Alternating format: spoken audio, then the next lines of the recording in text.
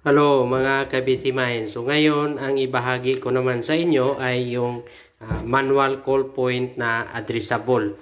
So malalaman natin na isang addressable ang isang device kasi makikita natin yan sa likod may deep switch.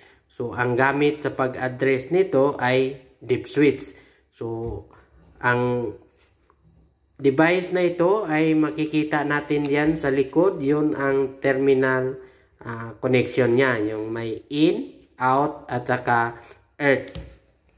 So dalawang wiring connection yan, may isolator or without isolator. So ibig sabihin yung with isolator, kapag may trouble or short circuit, mag-trip ang device dito, iilaw itong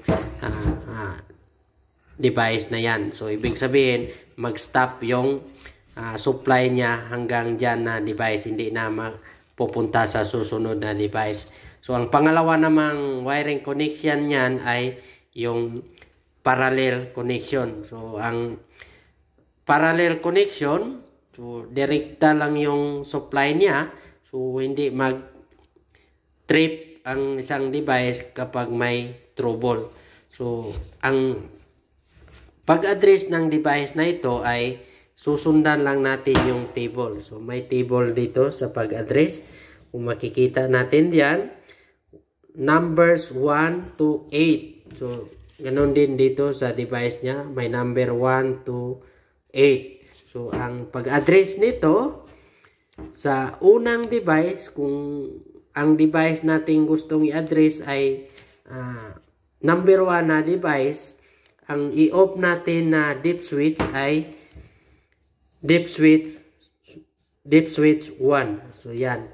So i-off natin ang deep switch 1. Yung 2 hanggang 8 na deep switch ay naka-on.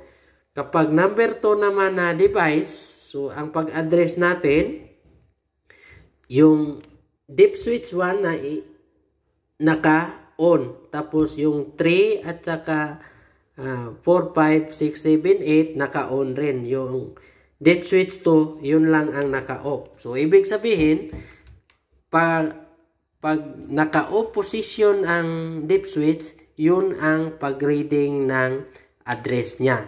So, ganyan lang ang pag-address ng device na deep switch ang gamit. So, isa ko pang tip sa inyo, kapag gumagamit tayo ng